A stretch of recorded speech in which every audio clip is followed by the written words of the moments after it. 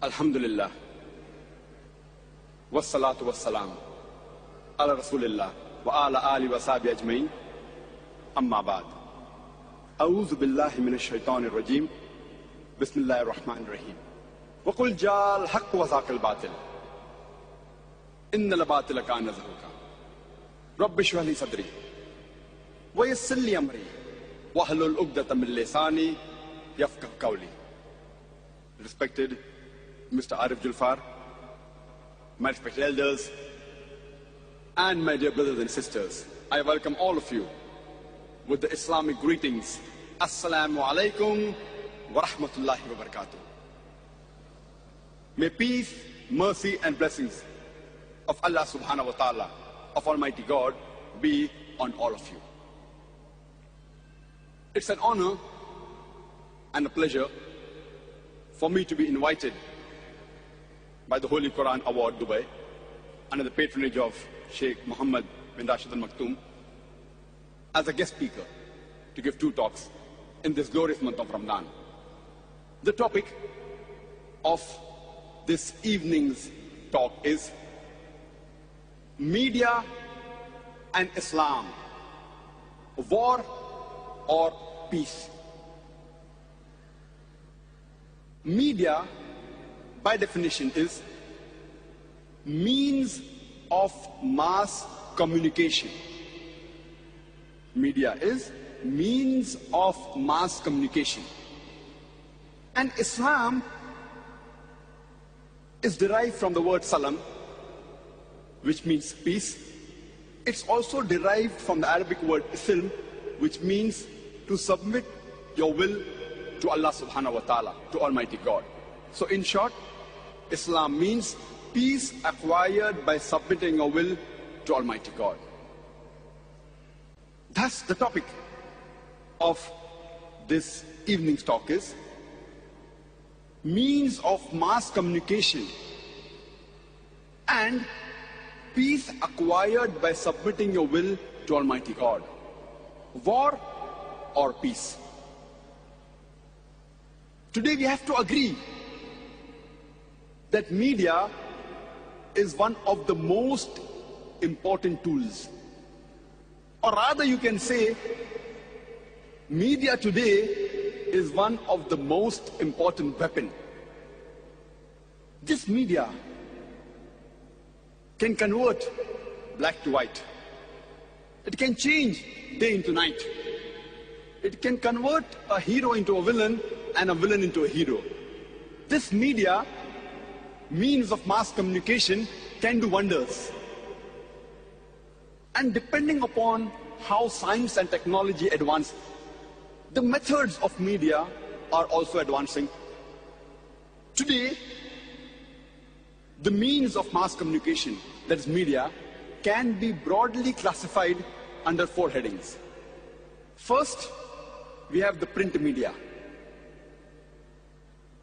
which is further divided into non-periodical and periodical print media. In non-periodical print media, we have literature like pamphlets, booklets, books, etc. In the periodical print media, we have newsletters, newspapers, magazines, which are printed either daily, weekly, fortnightly, monthly, quarterly, annually. This is the first type of media, that is the print media. The second type of media is the audio media. Today, we have audio media in the form of audio tapes, which are becoming obsolete. Next is the audio CD, compact disc. We also have lately the DAT, digital audio tape. This audio media can either be used by an individual person at his home, at his office, or in a vehicle he's traveling in a car, etc., by having an audio player.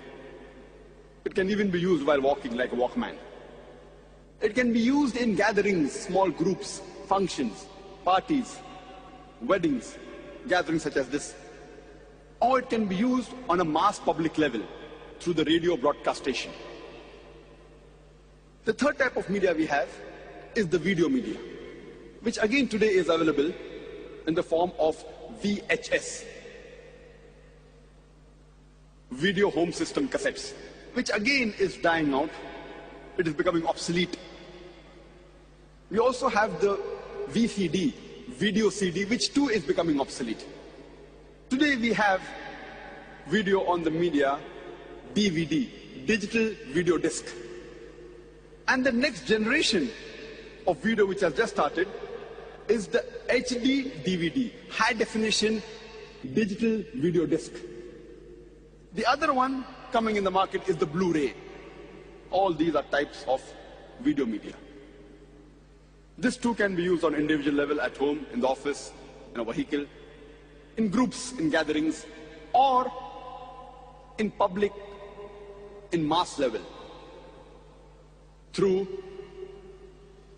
the television broadcast station, satellite channels, cable TVs.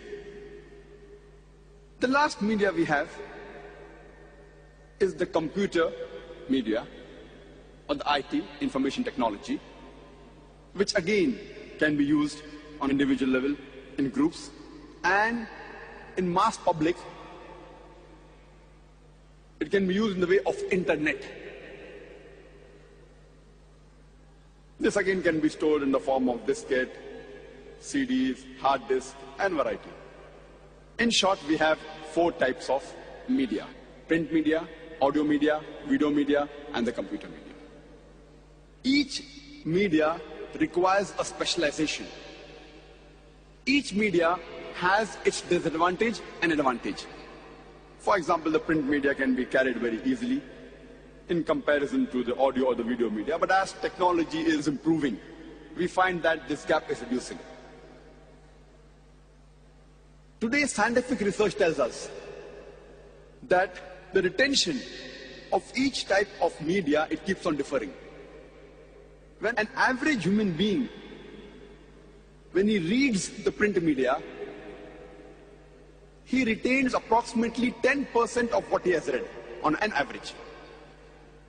When a person hears the audio media, an average human being, he retains approximately 20% of what he has heard. When a human being sees the visual, any picture, any visual, an average human being retains approximately 30% of what he has seen. But when a human being sees and hears at the same time, simultaneously, that is the video, audio and video together, an average human being retains approximately 50% of what he has heard and seen.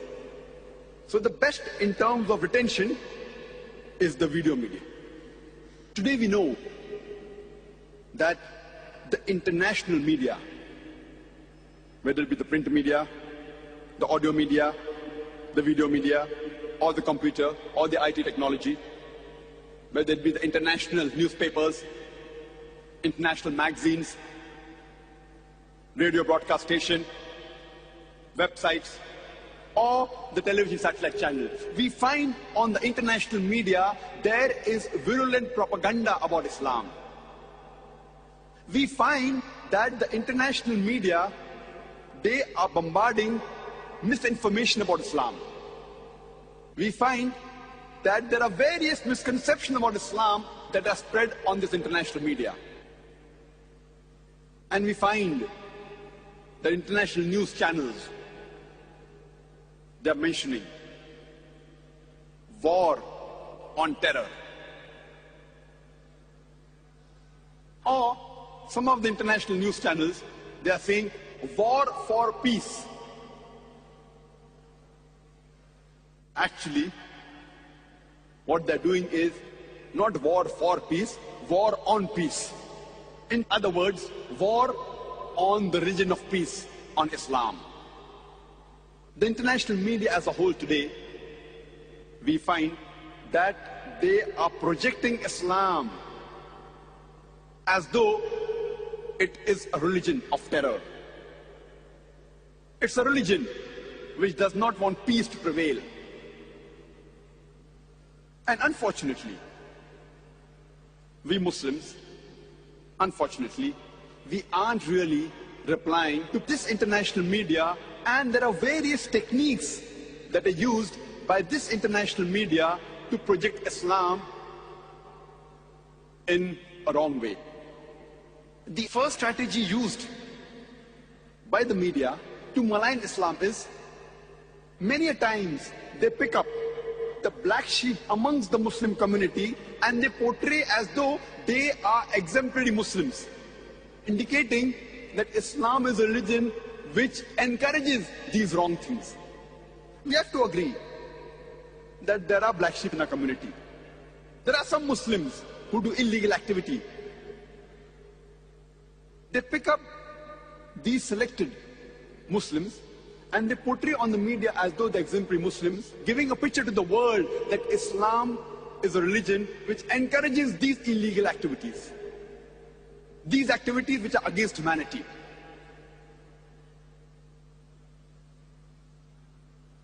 And all of us know today that the international media says that the Islamic madrasas should be banned. Why? Because they produce human beings who cause terror, who disrupt the peace of this world. Alhamdulillah, I know thousands of people, human beings, who have passed from Islamic madrasas. I don't know a single who encourages and propagates the disruption of peace. That does not mean that there will not be any Muslims who have passed from madrasa who may be propagating wrong things. There may be a few. Surely it will be less than 1%. But the media portrays these Muslims as though they are exemplary Muslims, and as though a person who passes from madrasa is an exemplary student who disrupts peace in this world. History tells us today that the human being that has killed the maximum number of human beings in this world, who is he? Who is the man who has killed the maximum human beings in this world? Who is that person? Who is he? Hitler. You don't get an award for that. It is common knowledge. Hitler. Which madrasa did Hitler pass from? From which madrasa did Hitler graduate?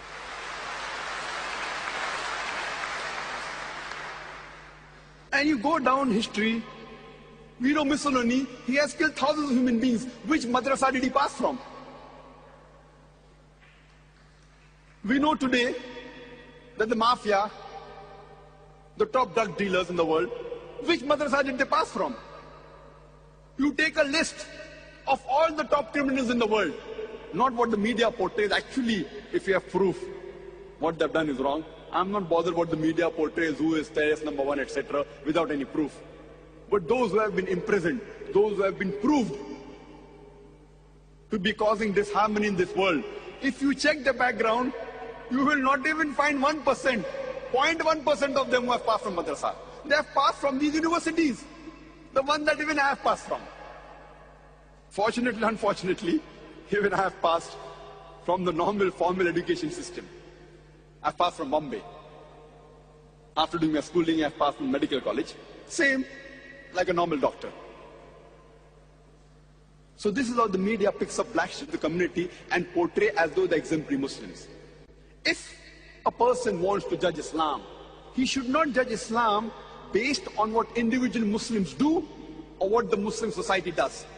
If you want to judge about the religion of Islam, you have to judge according to the authentic sources. And the authentic sources of Islam are the glorious Quran and the authentic Sahih Hadith of the last and final Prophet Muhammad, peace be upon him.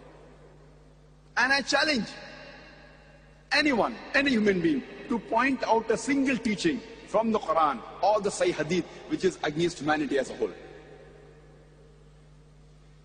Imagine you want to test how good a car is. And the latest car in the market, Mercedes 600 SEL, has been launched. And a person who does not know how to drive the car, he sits behind the steering wheel and he bangs up the car.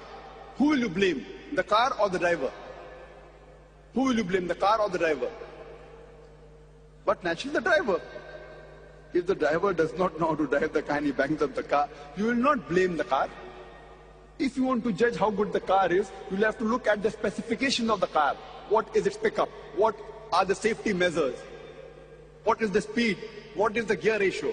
And then you can tell how good the car is. And really, if you want to have a test drive, you put behind the steering wheel an expert driver. Similarly, if you want to observe any Muslim regarding how good Islam is, the best example we have is Prophet Muhammad Sallallahu Alaihi Wasallam. Don't look at me. Don't look at me how good Islam is. Don't look at the other Muslims or what the individual society does. Look at an expert driver or a person who knows how to follow Islam in totality. And that was the last and final messenger, Prophet Muhammad Sallallahu Alaihi Wasallam. The other strategy used by the media to malign Islam is they quote many verses of the Quran out of context. And one of the most common verses quoted by the critics of Islam is Surah Tawbah, chapter number 9, verse number 5, which says, wherever you find a kafir, you kill him. And if you open the Quran, that verse is there, the translation is there. Wherever you find a kafir, you kill him. But it is out of context. They quote verses of the Quran out of context. They quote hadiths out of context. The context is, when we start a few verses before, it's mentioned that there was a peace treaty between the Muslims and the mushriks of Makkah. And this peace treaty was unilaterally broken by the mushriks of Makkah. By the time Allah subhanahu wa ta'ala reaches verse number 5 of Surah Tawbah, chapter number 9, He is giving an ultimatum to the mushriks of Makkah that you put things straight in 4 months' time, otherwise a declaration of war. And in the battlefield, Allah says to the Muslims that don't get scared, fight. Wherever you find the enemy, you kill him. Now, any army general, to boost up the morale of his soldiers, he will but naturally say that wherever you find the enemy, you kill him. He will not say that wherever you find the enemy, be killed. So this is in context in the battlefield. In the battlefield, Allah subhanahu wa ta'ala is telling, wherever you find the kafir, the enemy is attacking you, don't get scared, fight. And kill them wherever you find them. Imagine today, if there's a war going on between America and Vietnam, and the American president says, in the battlefield, he is boosting the morale of the American soldiers, or the Army General of America says that wherever you find a Vietnamese, you kill him. It's in context. But if I quote out of context and say today the American president is saying that wherever you find a Vietnamese, kill him, I will make him sound like a butcher. It is out of context. And throughout the world, either they put a full stop or they jump to the next verse. And Arun Shuri, who's one of the staunchest critics of India where I come from, he writes in his book, The World of Fatwas. After quoting verse number 5 of Surah Tawbah, he jumps on to verse number 7. You know why? Because verse number 6 has the reply to his problem. Verse number 6 of Surah Tawbah says that if the kafir, if the enemy seek asylum, don't just let them go. It says escort him to a place of security so that he may hear the word of Allah. The most merciful army general today in the battlefield will say, if the enemy wants to go, just let him go. But the Quran doesn't say. Quran says, if the enemy wants peace, don't just let him go, escort him to a place of security. And all the verses, almost all the verses, if you read in the Quran, which talk about fighting, mostly in the battlefield, or against oppression, against tyranny, the next verse that follows is, peace is better. Always. Because Islam is a religion of peace. The third strategy used by the media to malign Islam is they give a wrong meaning of the verses they quote, either of the Quran or the hadith of the Prophet ﷺ. The fourth strategy, they quote things which are alien to Islam. It doesn't exist in Islam, but they attribute it to Islam. And the fifth strategy used is They quote things of Islam correct, but they give it a different angle. What they say is a problem to humanity, and they portray as though Islam is the problem for humanity. Actually, it is not a problem, it is the solution for the problems of humanity. I have given a talk, Islam the solution, not the problem for humanity. Time does not permit me to speak in detail on this subject. But these are the various strategies used by the media to malign Islam. And we find today on the international media that they call the Muslims as fundamentalists, as extremists, as terrorists. And most of us, they are apologetic. No, yes, I'm not a fundamentalist, There are some people who are fundamentalist. I'm not a fundamentalist. I'm not extremist. Most of us Muslims, we are apologetic. We go on the defense.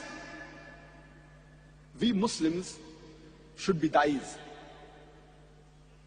It is compulsory for every Muslim to convey the message of Islam to the others. Allah says in the Quran in Surah Al-Imran, chapter number 3, verse number 110, Kuntum khaira ummatin ukhrijat lin-nas. O ye Muslims, ye are the best of people of all for mankind.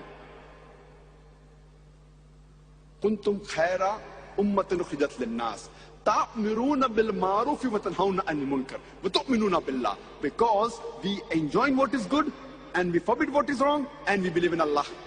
We are called as a khaira ummah, the best of people, because we are supposed to enjoin what is good and forbid what is wrong and believe in Allah. If we do not enjoin what is good and if we do not forbid what is wrong, we aren't fit to be called as Muslims. We aren't fit to be called as khaira ummah. We should be proud to call ourselves Muslims. We should know how to turn the tables over. I remember when I was doing martial arts in my young days. Now also I'm young, mashallah. In my school days, I could say. We always taught in martial arts, whether it be judo, jiu-jitsu, that we should use the force of the opponent to throw him over, rather than resist. If someone is pushing me, and he is a big giant, you can see my physique. Nothing great. Yet, I like not having any podium, because that's a technique of the media. Not that I have a very good physique. I like my body language to be seen. So when someone who is a big giant who tries to use force against you, rather than resisting, use his force to throw him over. And bigger the person, the harder he falls. The media today is calling Muslims as fundamentalists. What is the meaning of the fundamentalist? Fundamentalist by definition means a person who follows the fundamentals of one particular subject. For example, if any person wants to be a good scientist, he should know, follow, and practice the fundamentals of science.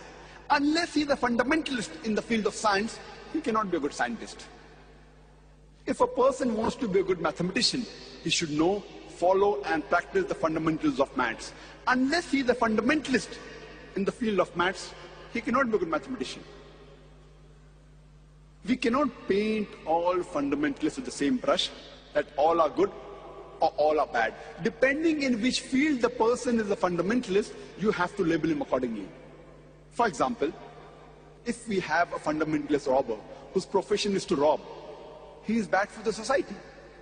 On the other hand, if we have a fundamentalist doctor who saves thousands of human lives, he is good for the society. You can't paint all fundamentals the same brush. You have to find out what are his fundamentals before labeling him whether he's good or bad. As far as I'm concerned, I am a fundamentalist Muslim, and I'm proud to be a fundamentalist Muslim. Because I know, I follow, and I strive to practice the fundamentals of Islam. And I know there is not a single fundamental of Islam which goes against humanity as a whole.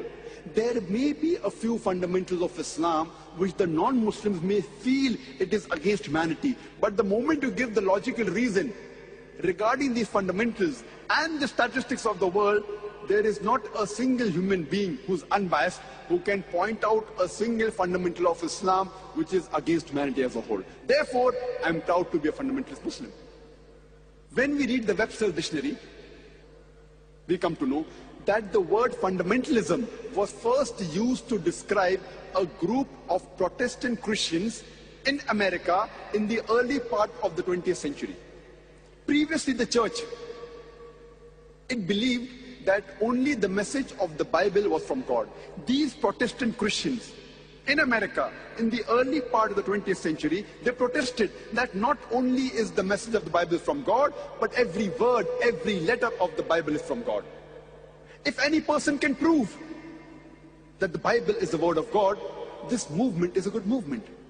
On the other hand, if someone can prove that Bible is not the word of God, then this movement is not a good movement. When we read the Oxford Dictionary, we find that according to the Oxford Dictionary, the definition of the word fundamentalist is given. It says that fundamentalist is a person who strictly adheres to the ancient doctrine of any religion. But when we refer to the latest edition of Oxford Dictionary, there's a slight change. It says that fundamentalist is a person who strictly adheres to any ancient doctrine of any religion, especially Islam. The word especially Islam has been added to the definition. The moment you hear the word fundamentalist, you start thinking of a Muslim. He's an extremist, he's a terrorist. The media says that Muslims are extremists. I said, yes, I'm an extremist. I'm extremely kind, I'm extremely merciful, I'm extremely honest, I'm extremely just. What's wrong in being extremely kind, extremely merciful, extremely just, extremely honest? What's wrong? Can any human being tell me being extremely honest is bad? Can any human being point out to me that being extremely just is wrong? The Quran says we have to be extremely honest. We can't be partly honest. We can't be biased. That if he's my friend, I'm honest. If he's my enemy, I'm not honest. We have to be honest and just with everyone. Quran says in Surah Baqarah chapter 2 verse number 208, "Udkhulu fi silmi kaffa." Enter into Islam wholeheartedly. So what's wrong in being an extremist? But we have to be extremists in the right direction. We should not be extremists in the wrong direction. We should not be merciless. We should not be violent. But we should be extremists in the right direction. That's what the Quran says. But unfortunately, we go in the difference. Oh, I'm not an extremist. I'm not a fundamentalist. Turn the tables over. Muslims today are labeled as terrorists. I say, every Muslim should be a terrorist. What is the meaning of the word terrorist? Terrorist by definition means a person who causes terror. When a robber sees a policeman, he's terrified. So for the robber, the policeman is a terrorist. So in this context, whenever a robber, whenever a rapist, whenever any anti-social element looks at a Muslim, he should be terrified. We should terrify the anti-social element. That's what the Quran says in Surah Anfal, chapter number 8, verse number 60. Cause terror in the hearts of the anti-social element. I know that today the word terrorist is commonly used for terrorizing an innocent human being. In this context, no Muslim should ever terrorize any innocent human being. He should selectively terrorize the anti-social element. He should selectively terrorize the thief, the robber, the rapist. Whenever any anti-social element looks at a Muslim, he should be terrified. Then only can we have peace in this world. Many a times, two different labels are given for the same activity of that same individual. About 60, 70 years ago, before India got its freedom, the country where I come from, the Britishers were ruling India. There were many Indians who were fighting for the freedom of the country. These people, by the British government, they were called as terrorists. But the common Indians, we call them as freedom fighters, as patriots. Same people, same activity, but two different labels. If you agree with the view of the British government that they had a right to rule over India, then you have to call these people as terrorists. But if you agree with the view of the common Indians that the Britishers came to India to do business, they have no right to rule over us, then you'll have to call these people as patriots, as freedom fighters. Same people, same activity, but two different labels. And such examples you can give multiple such examples in world history. A dai should know if there are many examples, which example should he use where, so that he understands. Because Quran says in Surah Al-Imran chapter 3 verse 64, "Ta'alaw ila kalmatin sawa'in bainana bainakum." Come to common terms as us and you. The moment the Indians, when they call Muslim terrorists, and when I give this example, then they understand the picture better. 2 months back I was in UK, after the bomb blast, after 7th of July. There's supposed to be a grand conference. Tony Blair, Jack Straw was supposed to come. Last moment, they didn't come. But the chief of police was there, the mayor was there. And there also I used example, but my examples were different. I said that in the 18th century, we know of the American Revolution. The Britishers were ruling America. There were many Americans who were fighting for the freedom. In 1776, they got the freedom.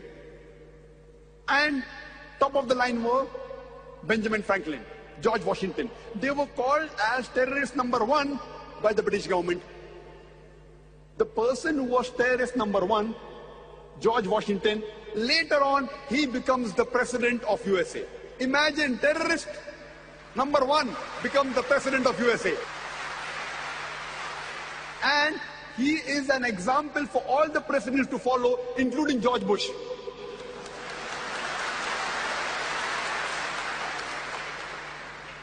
This is media.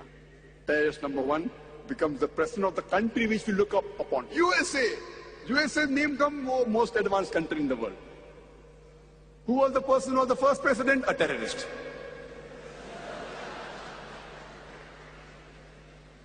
We have the example of Nelson Mandela.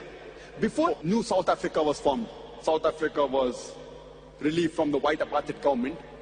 Nelson Mandela, by the white apartheid government, he was imprisoned for 25 years in Robben Islands. He was called as terrorist number 1. Later on, when South Africa gets its freedom from the white apartheid government, he is made the president of New South Africa. And later on, he gets the Nobel Prize for Peace.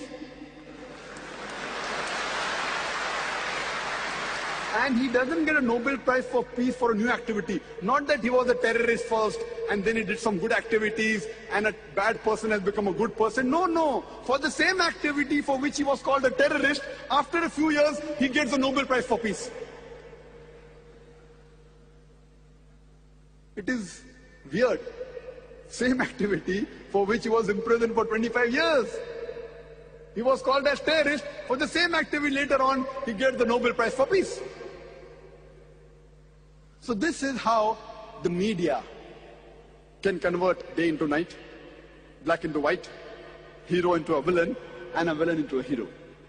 In short, whoever is in power, whatever he says, turns out to be the gospel truth. We know when Hitler was invading Europe, many countries were resisting. Even France, they resisted. These French people, by the Germans, they were called as terrorists.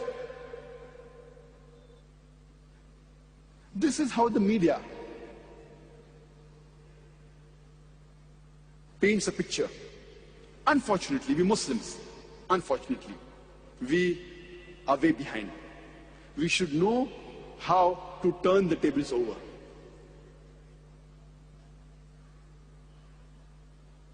And today, the word which is maximum misunderstood in Islam, it is the word jihad. Not only is there misconception amongst the non-Muslims regarding the word jihad, there is even a misconception amongst many Muslims regarding the Arabic word jihad. Many people think that any war fought by any Muslim for any reason, whether it be for power, whether it be for personal gain, whether it be for money, it is called as jihad. Any war fought by any Muslim for any reason, whether it be for power, for personal gain, for money, is not called as jihad. Jihad is an Arabic word coming from the word jahada, which means to strive, which means to struggle. In Islamic context, it means to strive and struggle against one's own evil inclination. It also means to strive and struggle to make the society better. It also means to strive and struggle in the battlefield in self-defense. It also includes to strive and struggle against oppression. Jihad basically means to strive and struggle. If a student is striving and struggling to pass the examination, it means he's doing jihad. So jihad basically means to strive and struggle. And many of the non-Muslims, they translate the word jihad into English as holy war. And unfortunately, many so-called Muslim scholars in inverted commas, even they translate jihad as holy war. Holy war in Arabic, the word, if you want to translate holy war into Arabic, it is harbum muqaddasa. The word harbum muqaddasa does not exist anywhere in the Quran. It does not exist anywhere in any of the hadith of the Prophet ﷺ. This word holy war was first used to describe the Crusaders. When the Crusaders, in the name of Christianity, they killed thousands of people, they termed it as a holy war. And today they're using that word for the Muslims. See how the media is. First they used the word fundamentalist for the Christians, now they use it for the Muslims. Holy war was used for the Christian Crusaders, now they use it for the Muslims, saying jihad is holy war. Jihad basically means to strive and struggle. And every Muslim should be a da'i. Our beloved Prophet said, it's a hadith of Sahih Bukhari, Ballighu anni walau aya. Propagate even if you know one verse. You can't say, no, I will wait till I become like Sheikh Ahmad Didat and then start doing dawah. The time will never come. Even if you know one verse of Islam, as long as you know it correctly, it's your duty to propagate it. Every Muslim should be a da'i. The problem is we aren't following the commandments of Allah subhanahu wa ta'ala. That's the reason we are in this state. Allah says He will not help people who will not help themselves. Who is to blame? We are to blame. After 9/11, it has reached epidemic levels, maligning Islam. And I had gone to USA 2 years back. In October 2003, I had gone to Los Angeles. And I was prepared. Wearing a tie and a coat, beard, cap, kufi. I was prepared that I will be questioned. A da'i has to be prepared. So when I went in the immigration, oh, beard, cap, oh, go for inquiry. I was prepared. They asked me, why have you come here? I said, I'm getting an award. Award for what? I said, award for humanity. There's an organization in Los Angeles, in USA, giving me an award for humanity. What work have you done? I told him, I spread truth. Jesus Christ, peace be upon him, said, seek ye the truth and the truth shall free you. I'm a person who spread truth. I wasn't lying. I'm a da'i. I'm spreading dinul haq, the religion of truth. And they asked me various questions to cut the incident short. When I went through the customs, they opened my bag and they found my video cassette, Jihad and Terrorism. They asked me, do you believe in jihad? I said, yes. Even Jesus Christ, peace be upon him, believed in jihad. He said you have to strive. Even I believe in striving. I believe in what Jesus Christ, peace be upon him, said, that you have to strive. No, I mean, do you believe in fighting?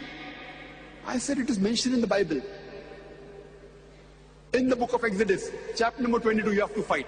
It's mentioned in the Bible. In the book of Exodus, chapter number 32, you have to fight. In the book of Numbers, chapter number 31, you have to fight. Jesus Christ, peace be upon him, says in the Gospel of Luke, chapter number 22, that take the sword and fight.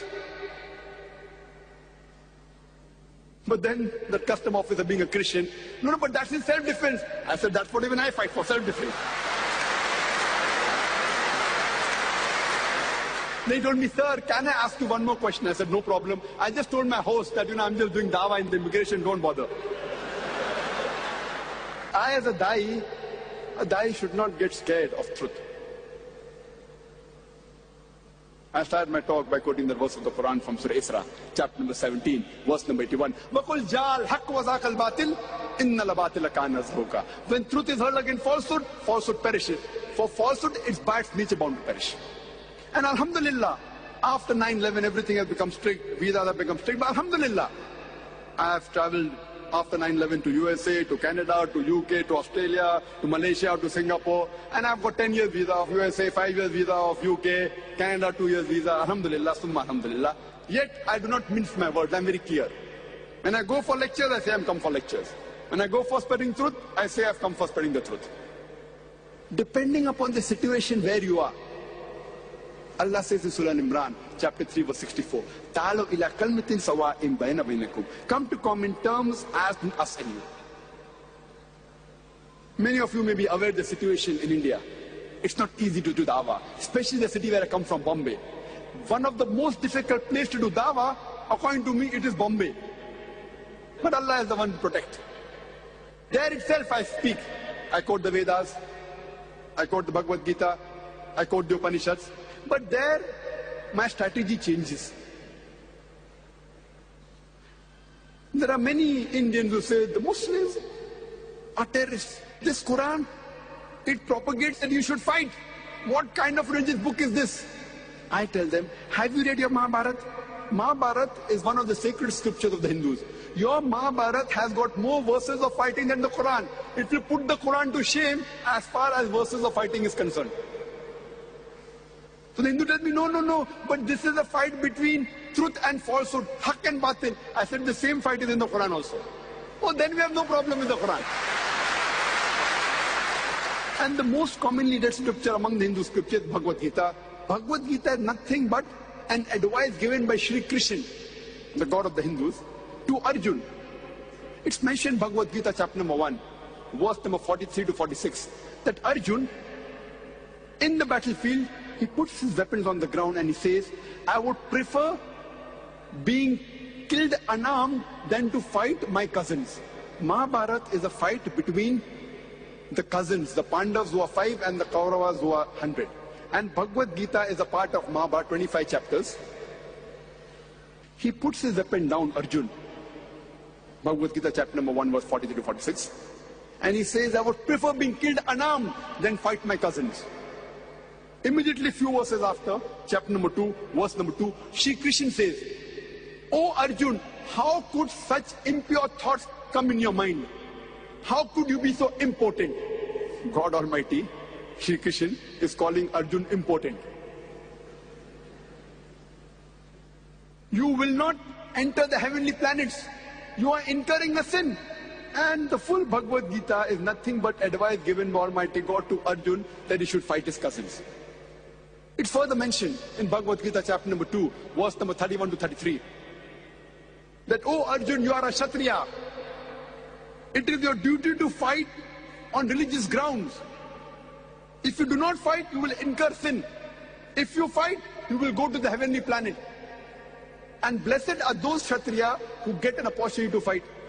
Imagine if I tell the Hindu, your Almighty God, Shri Krishna, is forcing Arjun to kill his cousins. It will be devilish.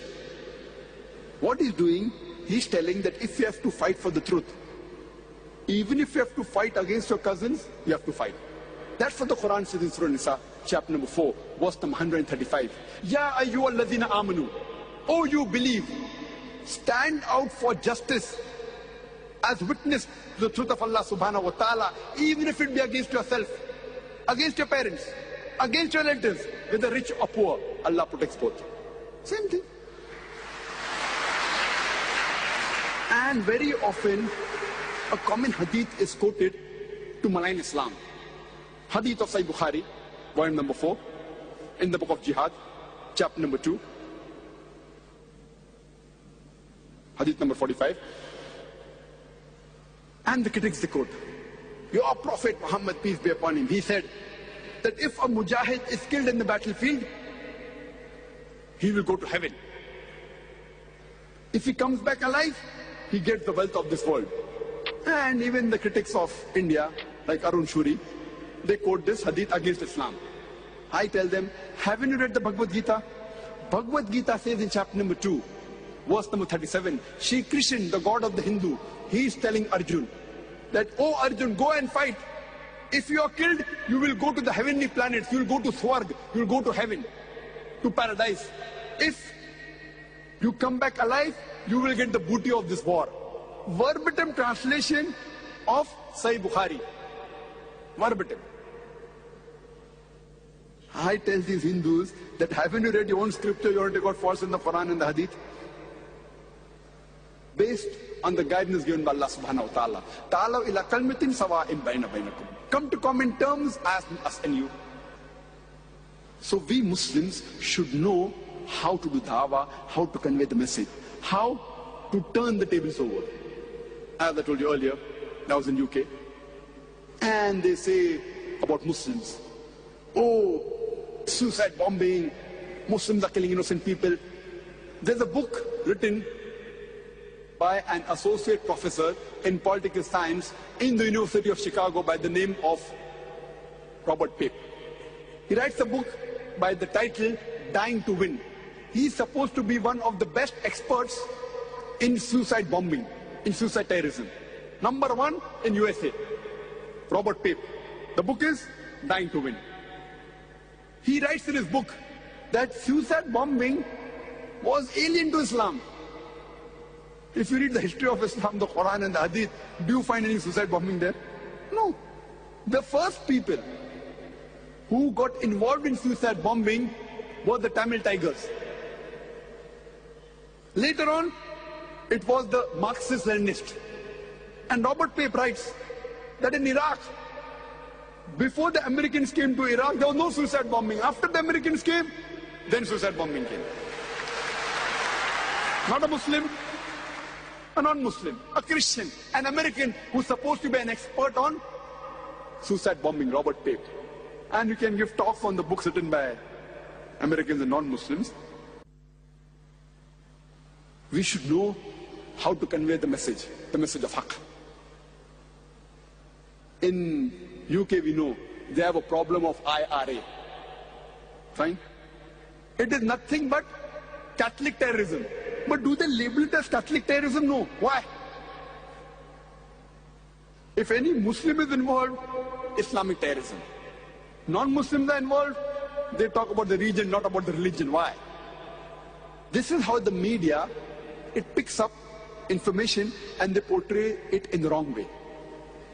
The media, for example, if it comes in the Indian media that a 50-year-old Arab comes to India and he marries a 16-year-old girl, headlines, 50-year-old Muslim Arab marries a 16-year-old girl. But when a 50-year-old non-Muslim rapes a 6-year-old girl, it comes in news brief.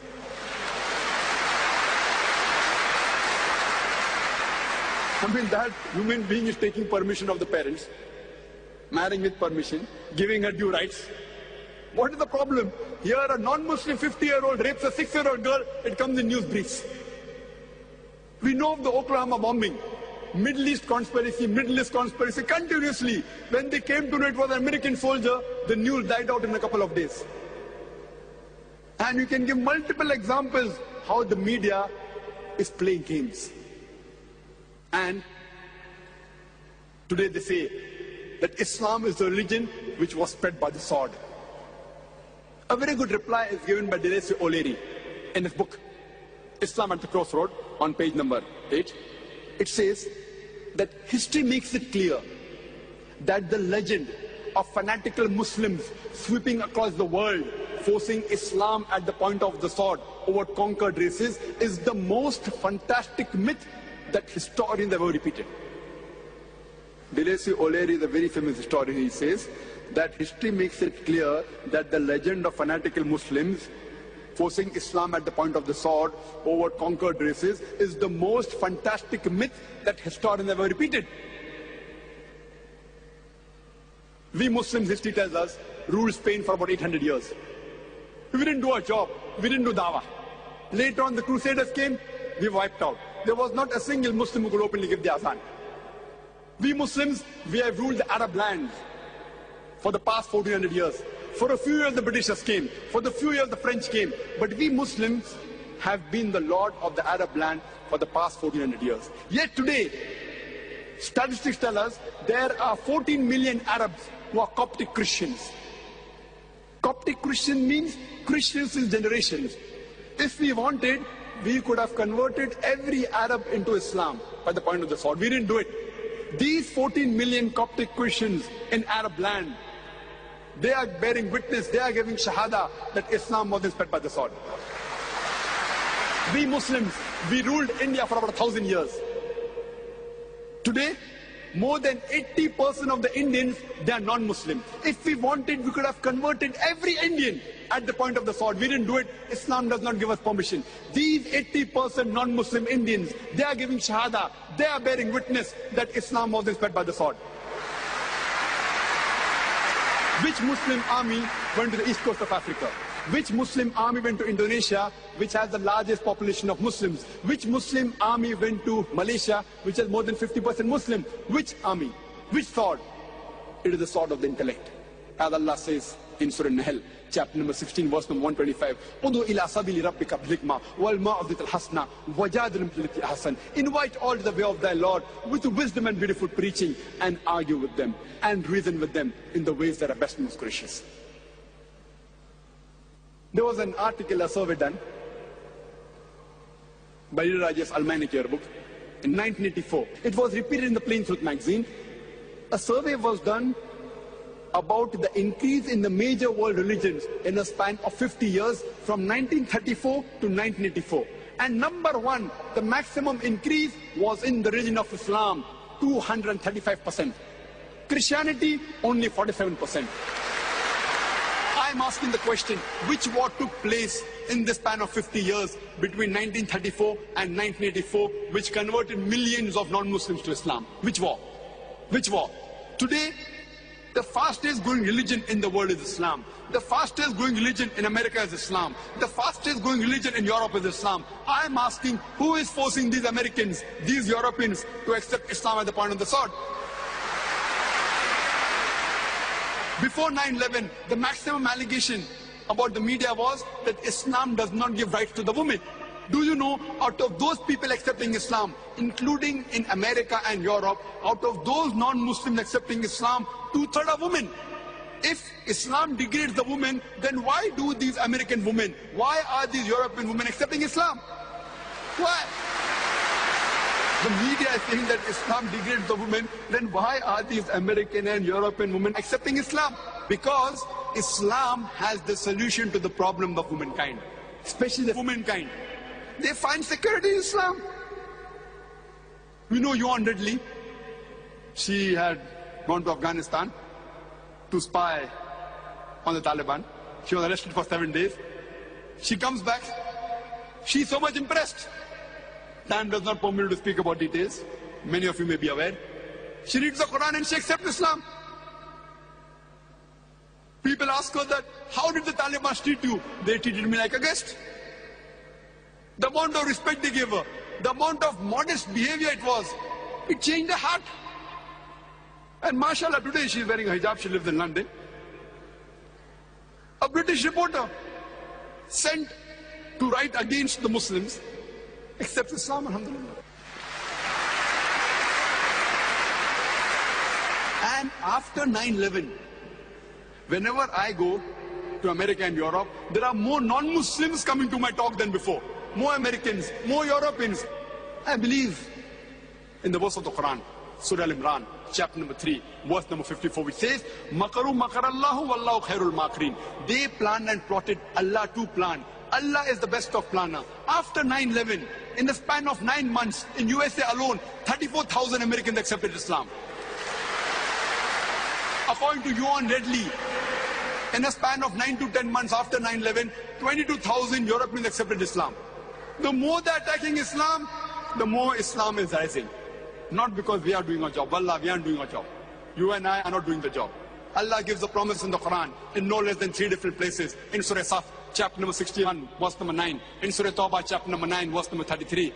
And Surah Fatah, chapter number 48, verse number 20. Allah says, "Huwa allazi arsala rasulahu bil huda wa dinil haq liyuzhirahu ala dini kulli." That Allah has sent His messenger with guidance and the religion of truth, so that it will prevail over all the other religions, over all the other ways of life. Islam is destined to supersede all. This religion of peace, this religion of haqq, will supersede all the other ways of life.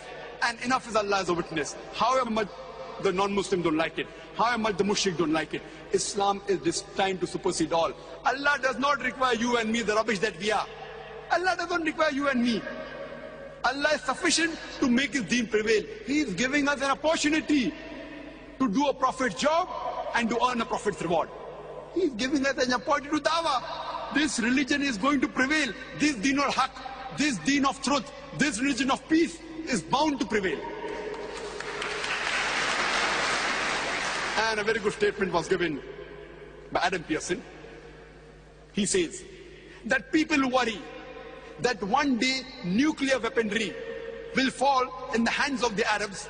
They fail to realize that the Islamic bomb has already been dropped. It fell the day Prophet Muhammad, peace be upon him, was born.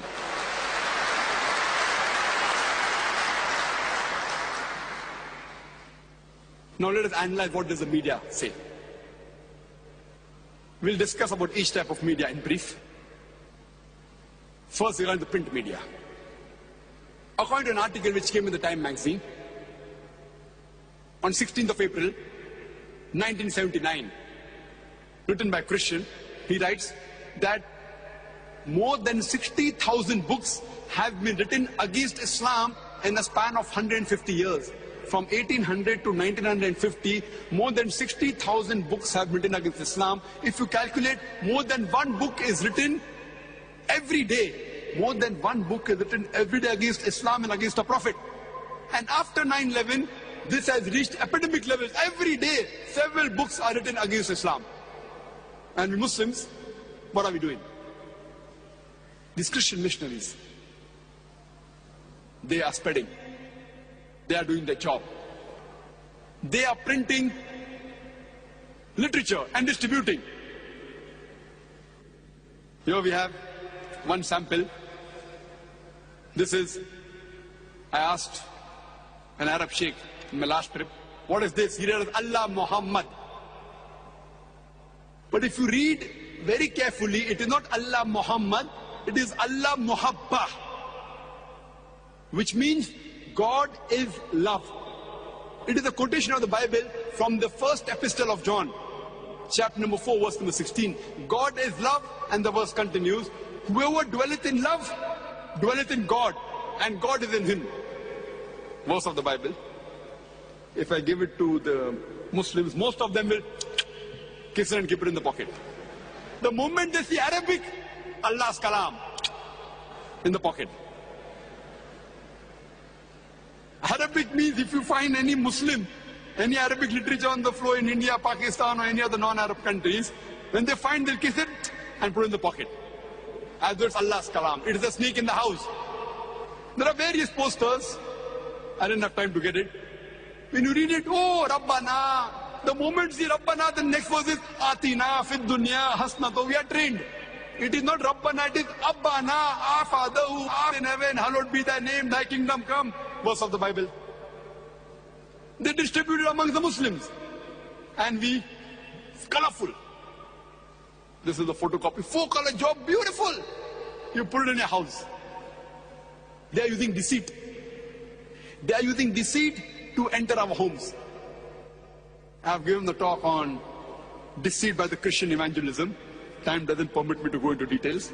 That's a lecture by itself. You can speak for hours together on each of these topics. And I remember, since I subscribe to many of these Christian organizations, I've got a beautiful calendar. So one alim in our organization, mashallah, knows Arabic. How do you like the calendar? Oh, beautiful calligraphy. Can I take it home? I said, take it. He keeps it for a week. Then I asked him, how do you like the calendar? Beautiful, Zakir bhai. I said, get it back. He said, why? I said, get it back. Then I said, read it carefully. Then he realizes those are verses of the Bible in Arabic. The Christians have come out with a Bible, contextualization, a new Bible. If you read, it reads, Bismillahir Rahmanir Rahim. They are taking verses from the Quran and converting it, changing a little bit, as though when Arab read will think it's a part of the Quran, actually it is Bible, known as contextualization. Kitab al-Muqaddas. As I told you, time doesn't permit me. Just in brief, what we Muslims are doing. I come from India, which has a population of more than 1 billion people, out of which, safely you can say, 160 to 180 million are Muslims. We have many Muslim magazines for dawah purposes, etc. What is the quantity that they print in India. How much? 4,000, 5,000, 8,000. Number one, English Dawa magazine, Islamic Voice, 15,000. I was in America a few years back. Before this trip I was there. I did a survey. The maximum number of print, any English magazine, Dawa magazine, is by ISNA, the message, 50,000. Do you know, there is a small cult in Christianity called as Jehovah's Witnesses. Outcast, they are the mainstream Christian. They print a magazine by the name of Watchtower. Do you know how much do they print? Monthly, how much do they print? Can anyone guess? We maximum in USA 50,000. How much do they print? Any guesses? You won't lose any money. Any guesses? How much? Huh? 1 million. Direct 1 million. Any other guesses? 50,000. 5 lakh. 5 million. 5 million. 1 lakh. 100,000. You know how much they print? 20.83 million. Leave aside the Muslim, we can't print, we can't even think. Leave aside printing, we can't even think. The Christian, a small outcast group known as Jehovah's Witnesses, they print 2 magazines out of 1 is Watchtower, which they print semi-monthly, not monthly, twice a month. Each time they print is 20.83 million, more than 20 million in 130 languages. They print every fortnight, twice a month they print. Every time they print is 20.83 million. Means every month they print more than 41 million in 130 languages. Their second magazine is Awake. They print 16 million twice a month. Means more than 32 million. 4 job. They give free. We Muslims leave aside printing, we can't even think. So you don't have to pay any money to guess. Maximum was 5 million. They print 41 million every month. We can't even think. And they distribute free. Sometimes they keep a nominal price. In India, 2 rupees. 16 halala. What is 16 halala? Namesake. If you want, they'll give you as many copies as you want free. In 130 languages, Watchtower. Awake in 80 languages. This is how they propagate. And one of the media is giving lectures, giving talks. We had a talk, Islamic Research Foundation, where I come from, in Bombay. I had a talk in Bombay, in Azad Maidan. And it was a good, big talk compared to the population. Bombay has a big population, but getting people in Bombay is very difficult. If you get 200 people for an Islamic talk in English, it is great success. That means you have done a great job. Because Bombay is a busy city. People don't have time to listen. We did a talk. The press said 200,000 people came. But we know it was 20,000 people. The press exaggerated. We know we were the organizer. I gave a talk on similarities between Hinduism and Islam. 20,000 people came. It was done professionally. We had Jimmy Jibs. Big one, not the small one. Big Jimmy Jib. We had 9 cameras. In a good way, professional way. Many Muslims said, they might have spent a lot of money. 9-10 lakh to kharcha kiye. 9 or 10 lakhs. At least 1 million rupees they might have spent. Israf. They might have spent at least 10 lakhs. It is 80,000 dirhams. At least $20,000 we have spent. Israf. They don't know what we actually spent. What we actually spent was about 28 to 30 lakhs. It is 3 times more than the estimate. We spent $60,000. About 250,000 dirhams. You know why I'm telling this? Immediately 2 weeks after that, Benny Hinn. Who has heard of Benny Hinn? He's an American Christian speaker. He's an American preacher. How many people have heard of Benny Hinn? Raise your hand. Benny Hinn. Hardly 40, 30 people may have raised their hand. In an audience of about 8 to 10,000 people here, more than 8,000 people, only 20, 30 hands I can see who have heard of Benny Hinn. Unknown. Very popular person. Even I did not know Benny Hinn till he came to Bombay. He comes to Bombay and 6 weeks after our talk, he has 3 lectures on Friday, Saturday and Sunday for 3 hours each. 3 hours each. Friday, Saturday, Sunday. You know how much he spends? People are saying, oh, Dr. Zakir Naik, $20,000 he spent. Actually, we spent $60,000. If they come to know, they will blame me more. Israf. You know how much he spent? How much? Now hell silent. He spent $5 million. Only for 9 hours, $5 million in the city of Bombay. What a budget they have. $5 million. The press said that more than 2 million people came, but actually less than 100,000 people came. Even getting 100,000 people in Bombay, out of which more than 50% were non-Christians. I went to attend that program. They had these Jimmy Jeeps. They had Jimmy Jeeps flown from America.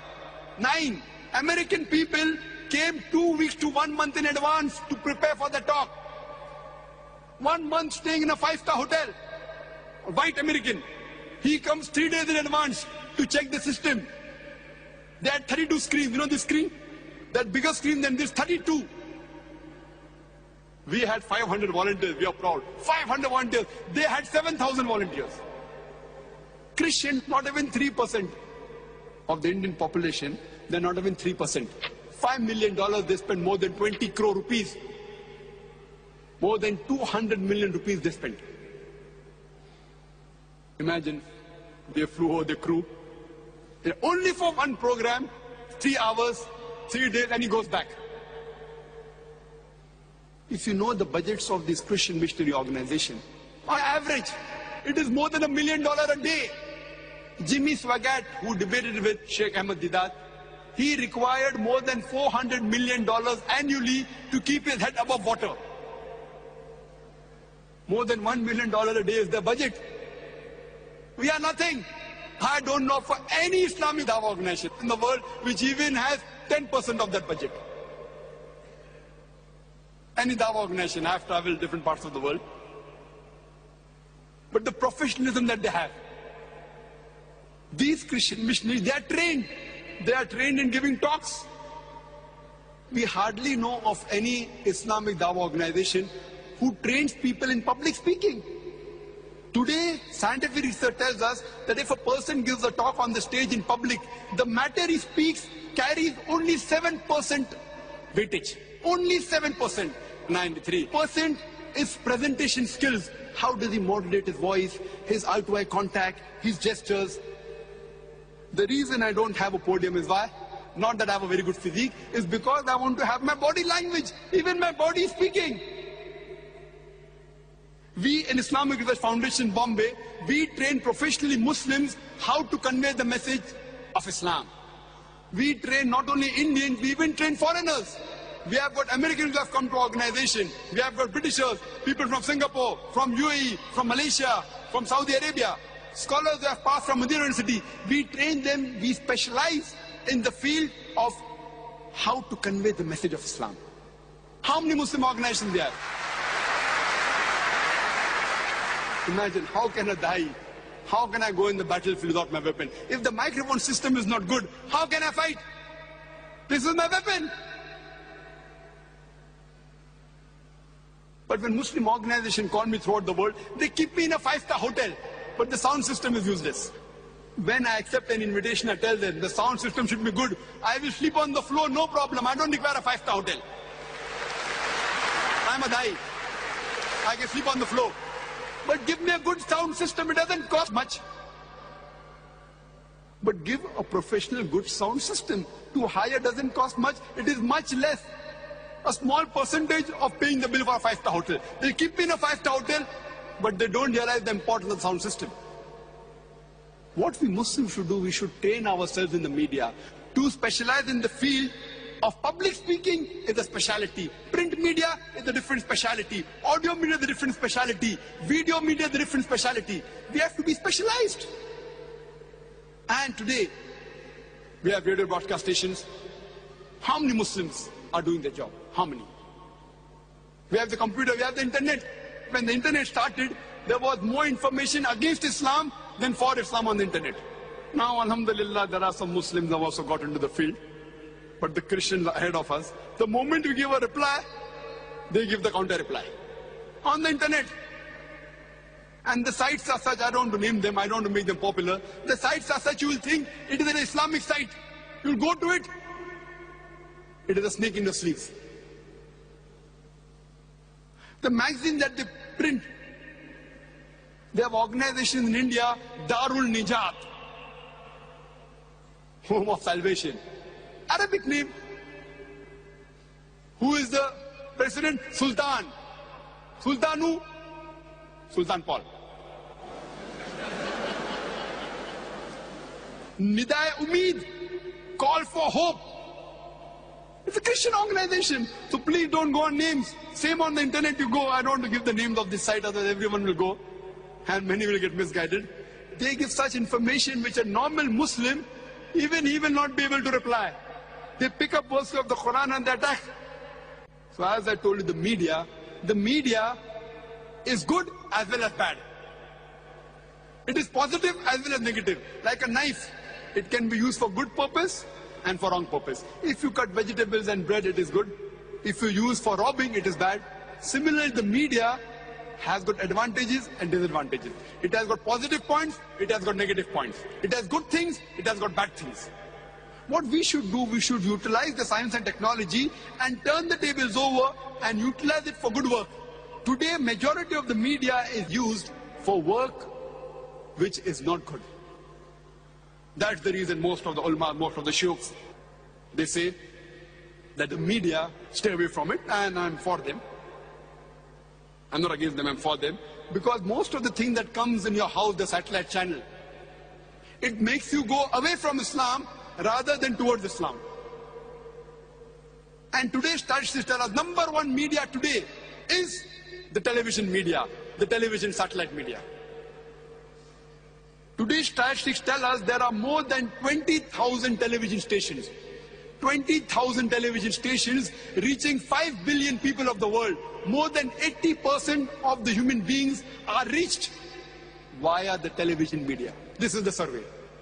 Means if you take part in the television media, the satellite media is reaching 80% of the world population.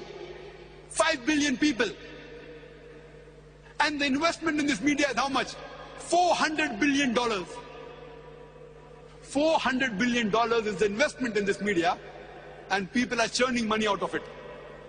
The majority, more than 98%, more than 99% is haram. Haram. Obscenity, misinformation, taking away from the truth. More than 99%. We have to utilize it and turn the tables over. Imagine $400 billion invested only in the television media. Christians owning 50 channels, 100 channels, just making money out of it.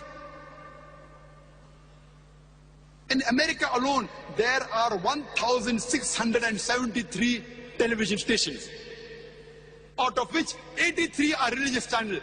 Majority, almost all, they are Christian channels. Majority. Throughout the world, there are hundreds of Christian channels. Hundreds. There are Hindu channels, there are Jain channels. How many Muslim channels do we have? How many? In India, we have several Hindu channels. We have in India Christian channels in regional language. In English, we have several channels. We have in the regional South Indian languages only for a part of India, specialized targeting. There are hundreds of Christian channels. Number one is the God TV. Who has heard of the God TV? Oh, mashallah, more people know of God TV than many here. God TV was launched about 10 years ago in 1995 by a Britisher. But it is uplinked from Israel. Do you know at present they are on 15 different satellites? reaching more than 200 countries and having a viewership of 275 million people. 275 million people is the reach. 200 countries, 15 satellites they have hired. The God channel is one, but they have a separate God channel for Asia, separate for Europe, separate for America, separate for India. Specialization. Like how the BBC, there's BBC World is different, BBC Asia is different, BBC Europe is different. Why? The 90% the matter is same. But they want to even take advantage of the prime time. Prime time in UK is different than in UAE. It is different in Bombay. So according to the prime time, they cater the program and they shift the timings. So they hire different satellites. So God channel is one of the most popular among the Christian missionary channels. But Christian channels, there are hundreds of them. How many Islamic channels do we have? I know of many Muslims owning many entertainment channels. Many, 5, 10, 20, many. I don't want to name them, you may be knowing. They have groups of channels. How many Islamic channels do we have? How many channels we have for Dawah? The first one that was launched was by Qadianis, MTVA, Muslim TV Ahmadiyya. They aren't Muslims. Muslim TV Ahmadiyya, and it even comes in UAE, in Dubai. Muslim TV Ahmadiyya. Normally when you see that channel, you think it's a Muslim channel. The name is also Muslim TV, but they aren't the true mainstream Muslims. They aren't. Alhamdulillah, about 8 years back, the first Islamic channel launched was Iqra TV, but mainly it was Arabic. Then we have Majid TV, then we have Fajr. But all these channels, they are basically Arabic channels catering to the Muslim Ummah. They are mainly targeting the Middle East. They are Islamic channels, but you will not call them as Dawah channels. They aren't channels which are propagating Islam to non-Muslims, but mainly catering to the Muslim Ummah. We have other channels which are localized, only in Europe. We have other channels which are localized in other parts of the world. What we require is a full-time 24 hours Dawah channel to convey the message of Islam, to remove the misconception what the media is spreading against Islam. I was here a few years back, again on the invitation of the Holy Quran Award Dubai. And that time it came in headlines in the local newspaper, I think it was Khalij Times, that Dr. Zakir Naik calls for an Islamic TV. I gave a lecture in Al-Boom. The topic was different, but in the question and answer session I said, we Muslims require a full-time satellite Dawah channel in English, which is the international language. We have newspapers which are in local language, only in Urdu. Who reads it? Only the Muslims in India or in Pakistan. We have Arabic newspaper read only by the Arab Muslims. See, this should be there. I'm not saying this is wrong. But what we require is a Dawah newspaper, a Dawah satellite channel. Alhamdulillah, summa alhamdulillah, I always believe in the philosophy that whatever the project is, don't wait if the project is big. See, we are a very small organization. If the project is big, whatever Allah has given you, start with it. If you have 1,000 riyals, 1,000 dirhams, start with it. Inshallah, you will get success. So 8 years back, we started producing programs for satellite channel.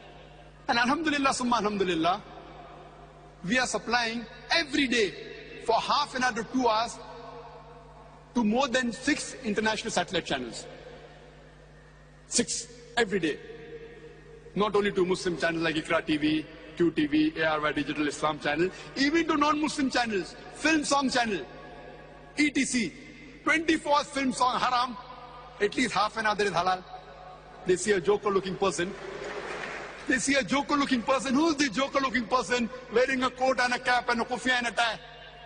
And somebody is asking a question that why does Islam permit a man to have more than 4 wives? Abhi maza aayega, now you'll enjoy. And then the reply comes logically. And many are convinced. So what we have done, we have always said, this is a material free. Don't pay us. Because when we go to that we have spent so many thousands of dollars producing it, the moment we charge, maximum them show is once a week. We say take it free. And mashallah, most of them show it daily. Because they're getting it free. We will get a thawab in the akhirah. Inshallah. As I mentioned that a few years back in Al-Boom, I had mentioned that there should be Islamic TV, a Dawah channel.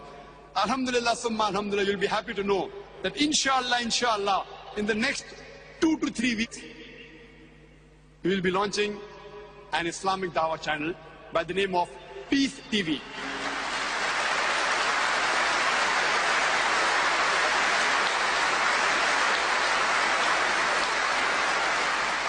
We don't have the budgets like the Christian missionary. We don't have. We are very small people. Whatever we have, inshallah. We have called it the Peace TV. So the media is with war with Islam, but we are with peace with humanity. Peace in Arabic, salam. It also means Islam. And inshallah, it will be a Dawah-oriented channel, initially reaching Europe, Australia, Africa, Middle East and Asia. We'll be on Panamsat 10 initially. Later on, within a few months, we'll even go to USA, inshallah. And very shortly, within 1 year, inshallah, we'll try and cover this full globe, inshallah. It will basically be an English satellite channel. But we don't want to lose the time which is not a prime time. What is not prime time in Europe and the English countries, it will be prime time in India and Pakistan. That time we will show programs in Hindi and Urdu. So that we also want to cover the non-Muslims of India. So 25% initially will be in Hindi and Urdu. 75% will be in English, inshallah. And I request you to pray to Allah subhanahu wa ta'ala that inshallah, with this Peace TV, we'll be able to spread the religion of peace throughout the world, inshallah. The Muslims should basically know how to turn the tables over. I would like to give you one more example before I end my speech. That for the past few months, those people who belong to the Indian subcontinent, and now it has spread internationally, you know of the issue of Sania Mirza. Have you heard of Sania Mirza? Wow, mashallah. See, everyone knows. Why? Because of the media. Everyone knows of Sania Mirza. Why? Because of the media. And the media gave her publicity. You know why? Why? Because she was a Muslim. Not only because she was a Muslim, because she was a Muslim and wearing clothes, skirts and shorts. It happened so that last issue of Time magazine, I think it was the last week of September or the first week of October 2005, she came on front page, Sania Mirza front page, wearing a skirt and playing tennis. Why? You know why? All of us know. For the past couple of months, the media was giving a hype. The fatwa was there that what clothes she is wearing, the mini skirt, is haram. It is prohibited. And there's a big hue and cry. All the media, all the television channels going to Muslim ulamas and scholars, is it right or wrong? And most of them saying haram, haram, haram, and blowing it out of proportion. This is what the media does. It uses information and the way it presents it. So non-Muslim will think, what kind of a religion is this? There is a sportswoman and the religion is trying to stop her. What is there in Islam is haq, we can't change it. What is wrong is wrong. But how do you convey the message is important. Allah says in Surah Nahl, chapter number 16, verse number 125, Udu ila sabili rabbika bil hikmah wal ma'azat al hasna wajadilum billati hasan. Invite all to the way of thy Lord with wisdom and beautiful preaching, and argue with them and reason with them in the ways that are best and most gracious. When I was given the opportunity, I normally don't speak to the media. I've got my own reasons with the normal media, and I'll tell you why later on. I'll tell you why later on. But we normally have a weekly gathering in Bombay where I handle question and answer session. There are a few hundred people who gather there. And then this question was asked to me, and I told them that you should know how to reply to the media. My first question to the international media is that why are you going and asking the Muslim ulama, the Muslim shuyukh, the Muslim scholars, whether the clothes Sania Mirza is wearing is right or wrong? She is only 34th seed. How much? 34th seed. Why don't you go and ask the Christian priest about Serena Williams? Serena Williams is seed number 1. Why don't you go and ask the Christian priest that what clothes Serena Williams is wearing is right or wrong? Why don't you ask? Why don't you go and ask the Pope in Vatican that the clothes Serena Williams and most of the people above Sania Mirza, 33, majority are Christians. Why don't you go and ask the Christian priest and the Pope the clothes she's wearing is right or wrong? If you read the Christian Bible, the Bible says in the book of Deuteronomy, chapter number 22, verse number 5, the woman shall not wear clothes that which pertain to a man, and a man shall not wear woman's clothes. All those who do that are an abomination to the Lord. It's mentioned in the 1 Timothy chapter number 2, verse number 9, that the woman should be dressed up modestly, with sobriety. They should not wear braided hair, or gold, or pearls, or costly array. A Christian woman is supposed to be covered. You see the example of the nuns. How are the nuns? The nuns are dressed up like the Muslimah. If you have seen the photograph of Mother Mary, may Allah be pleased with her, she's completely covered from head to toe. Only her face and hands up to the rest is seen. You go and ask the Pope or the Christian priest, if a nun takes out her hijab and if she plays tennis in the skirts, what fatwa will you give? What opinion will you give? For us, every Muslimah, every Muslim woman is as pious as the nuns according to them. They're modest. We should know how to reply to the media. There were two groups amongst the Muslims. Most of the ulamas and sheikhs, they said it is wrong. Couple of them, they give the fatwa right from where I don't know. But the so-called modern Muslim, inverted commas, you know what they said? In sports, why should Islam come in between? One Muslim politician said that these sheikhs, these ulamas, they don't know about sports, so they should keep their mouth shut. I am telling this politician, if he does not know Islam, he should keep his mouth shut. There were Hindu politicians who said that Sania Mirza is the pride of our country. Any Indian who speaks against Sania Mirza is a Deshdrohi, is unpatriotic statements.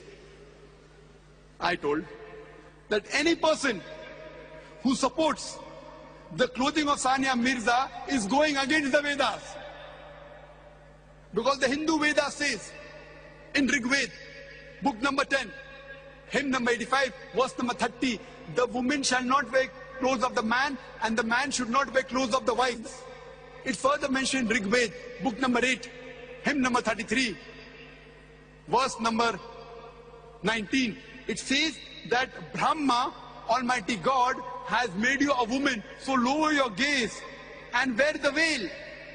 So in Hindu scripture also wearing skirts is haram. So any Indian who's supporting wearing skirt, I told that Hindu politician is going against the Hindu scriptures. Turn the tables over. Why are we in the firing line? Why don't they ask the Hindus, is it an Indian culture? And further, there was another Hindu politician who said that this is international sports. All these politicians, they belong to the same, the Hindu, Muslim, Christian. Most of them, the birds of the same feather flock together. You know what did the Hindu politician, they said? It is an international sport. So you should maintain the dress code of the international sports. And people don't know that the clothes she wears, it improves the performance. I say, okay, I agree with you. We have to agree that the clothes that they prescribe, maybe the performance will be better. How much? 0.5%? 1%? Agree. Don't argue. But if we see in history, 20 years back, 25 years back, 15 years back, when women wore dresses while playing sports like badminton, they wore full dresses. Even today in Iran, women are wearing full dresses, wearing scarves and playing. Even if I agree with you that the performance is better wearing shorts, I'm asking the Hindu politician, tomorrow if beach volleyball becomes the international sport, will you send your daughter? Will she wear bikinis? Tomorrow if beach volleyball becomes the international sport, so will you send your daughter wearing a bikini to play beach volleyball? Will the Indian culture give you permission? And we have to agree that in swimming, People wear less clothes so that they can perform better. That the reason gents only wear a brief and the women they wear a bikini. But you have to understand and agree that if you wear no clothes, you will get the best performance. So will you prescribe the women to swim nude? Why the double standards? You say, no, that is immodest. So your modesty level is here, our modesty level is here. Where is the cutoff point is important. What is modest for you is not modest for me. So why don't you prescribe that in swimming, the men and the women, they should swim nude? It will improve their performance, but no. They have the modesty level. So we should know how to reply and turn the tables over. Unfortunately, we are like sitting ducks. We have made ourselves a laughing stock in the media. Coming to the question, how should the ulmas reply? I am not against the ulmas because they aren't trained in the media. Normally, if someone asks me the Islamic viewpoint, what does Islam say about Sania Mirza being a sportswoman and she's wearing such clothes? Is it right or is it wrong? My reply would be, before I speak about Sania Mirza, I would like to tell you that there are Muslim gents who play cricket in Indian teams and the other teams. Many of them don't offer salah. Sahih Muslim says in the book of Salah that the difference between Iman and Kufr is Salah. Salah is the most important pillar after Tawheed. Very important. The biggest sin after Shirk is not offering Salah. So according to me, the Muslim gent sportsmen who play cricket and don't offer Salah are bigger sinner than Sania Mirza. At least Sania Mirza offers Salah.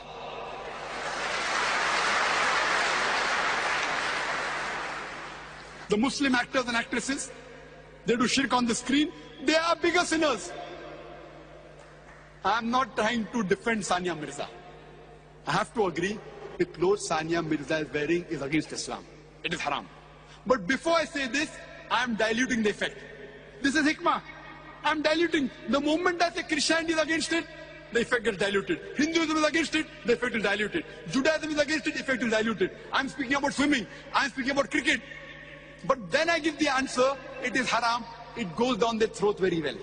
Otherwise, they cannot digest it.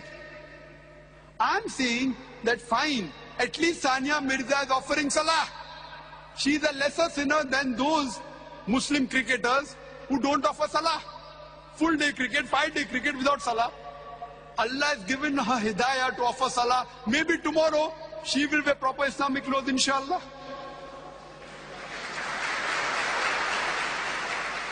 And the question whether she can play in a mixed gathering, that's another question. That doesn't mean I'm giving a fatwa, what she's doing is right. But we Muslims should know how to turn the tables over, how to give a reply with hikmah. The moment you give this reply, the whole thing is tuned down. Unfortunately, we make a laughing stock of ourselves in front of the media. Normally, I don't give my interviews in front of media. Why? Suppose I'm giving an answer of 5 minutes. Most of the time, they purposely edit it and give a different picture of my answer. Sometimes, due to lack of time, they shorten it, and in ignorance, they give a different answer. So either they do it purposely most of the time, so that if my answer is effective, they will cut it and edit it, and the whole answer will seem to be something else. Or, out of ignorance, while making it short, the answer seems to be different. That's the reason I purposely avoid, though I get calls from various media, from various international media to give interviews and all, I avoid most of the time. Inshallah, when we have our own channel, then we can have the correct picture. We can give them copies of our tape. You want to show? Show this. If you edit it, the full version is there on our channel, inshallah.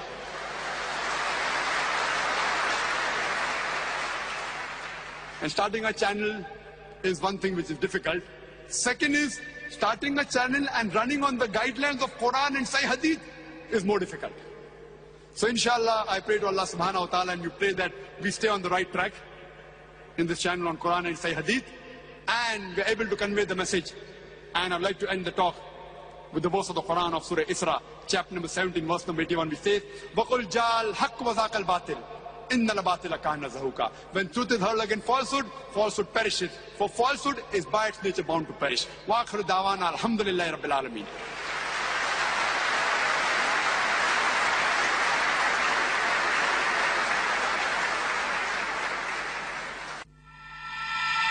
اقرأ أخيا